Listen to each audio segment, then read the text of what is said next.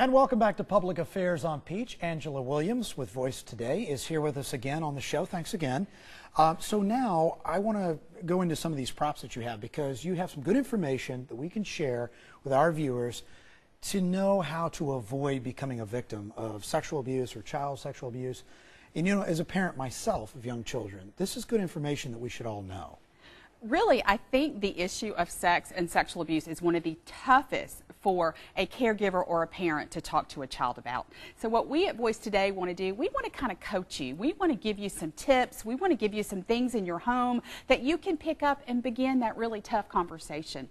One of the greatest things in Brianne's life is that she had been taught from a very early age that there's nothing you can't come and tell me. So I've got a great formula. It's called SAFE, of course, because we want to keep our children safe.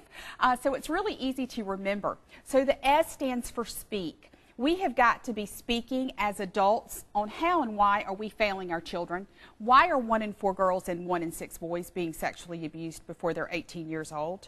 And we've got to be really speaking to our children and really educating them and letting them know that there may be someone in your life that may not act appropriately, and we need to predispose them. And we need to ask them those questions. We're not asking our children, is there someone in your life that makes you feel uncomfortable? Has anyone ever touched your private parts? Is there anything that you need to tell me? So that S is for speak, A is for ask, and then F is follow up. You see, Russ and his wife Cindy had the courage to follow up on Brianne's disclosure. They did the right thing. They called law enforcement. They reported the act of sexual abuse.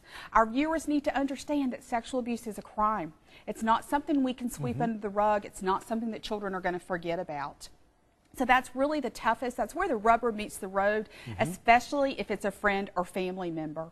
And then E is the greatest gift we can give our children. E is the greatest gift we can give our society, and that is education. We've got to begin to educate ourselves on how we can predict and prevent child sexual abuse, and then educate our children. So I've got some fun things here I'm ready to go through. You ready to go with me? Let's start with E here, educate. Education, right? Okay. I have got this hula hoop. Okay. How many children love to play with a hula hoop? All of them do, right? All right, well, will you put that hula hoop on for me? Great. All right. See here. If it fits. Don't ask me to do one of these things here.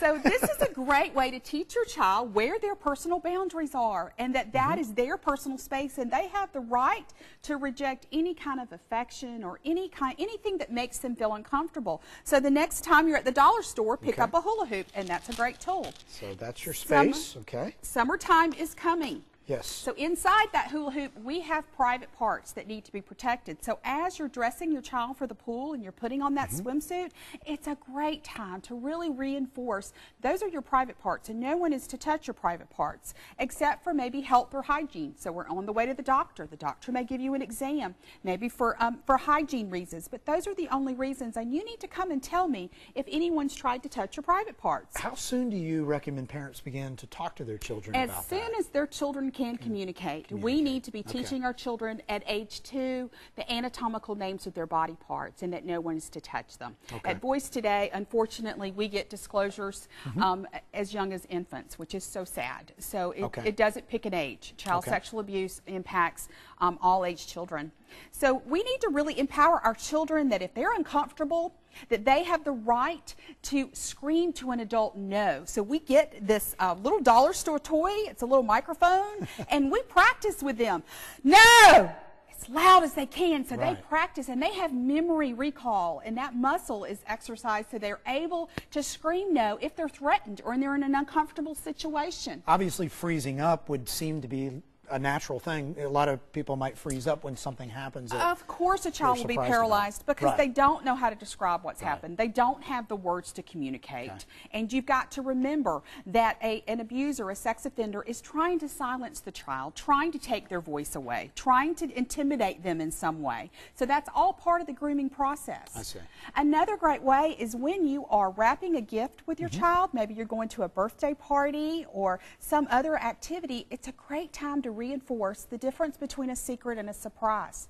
You see, secrets reveal, and perpetrators will try to get a child silenced. Surprises reveal. So just in this little teachable moment, you can share with your child that you're never to keep secrets from me, that you can tell me anything, and that if anyone asks you to keep a secret, that's not part of the rules in our family. That's good.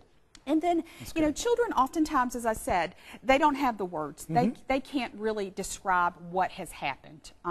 They need some way to process. So just giving a child a crayon and a piece of paper and say, please, just draw for me who you were with, maybe what you were wearing, and what happened, to help them process and help them to really explain to you what happened. So they express what's going on in their life instead of bottling this up, right? Exactly. And keeping it a secret like We'll you go back talked to about. the 1 in 4 and the 1 in 6, and only 1 in 10 ever tell. So if we can get children telling perhaps before the actual act of sexual abuse has taken place, when they feel uncomfortable with someone, if we can get children telling after the sexual abuse has taken place, on average, an offender will have 117 victims in their lifetime. So if we can get that disclosure, we can impact the next line of victims in their path. So this is just the tip of the iceberg. VoiceToday.org has lots of programs on our website. We have lots of information. We have videotapes. We say we like to give you bite-sized pieces, or we'll give you the whole tamale. So 5-minute programs up to 2-hour programs, and it's all about teaching. Yeah, I see over here too you have several books and Yes. information. Maybe you talk about that for a moment. Tell me what we have. We really want to give parents tools. We want to put tools in your hands, just like I've given you some tools that you can go home and work with your kids. We have 2 great children's books. One is called Gracie Finds Her Voice. And in that book, Gracie just keeps a little benign secret. And the secret comes and visits her in a dream and tries to take her voice away. So Gracie has to find that personal power from within to fight for her voice and to get her voice back. Great way to teach young children this lesson. Grant Gets His Shield, an amazing book. Grant has an aunt that pinches his cheeks really hard and kisses his whole face, and he doesn't like it, and he doesn't know what to say. So in Grant's adventure, he learns that he's got some personal power over his personal boundaries, and he has an imaginary shield. So at the end of the story, he goes to that aunt, and they're able to do a fist pump. So they're able to communicate in a different way that he's more comfortable with. And then over to my left, we have all types of programs at VoiceToday.org. We teach prevention every 3rd Thursday in our office. We will come to your group, your church, your book club, your neighborhood, your civic organization, and we will teach prevention and how we can be responsible and learn how to predict and prevent child sexual abuse. Quickly, tell me again the website that people can go to and about your event. It's VoiceToday.org. On Wednesday, we're asking everyone to wear white to stand up for the innocence of a child, and we're asking on Saturday to join the 5K run at the Voice Today office. Everything is at VoiceToday.org. All the information, all the links. Share it on social media, Twitter, Facebook, LinkedIn, everything, and we together can protect the next generation of children, and that's what the Voice movement is all about. Do you want to come back next week on the show? You were awesome. I do.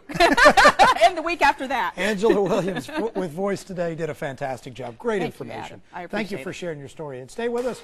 We'll be back right after this to wrap up Public Affairs on Peach.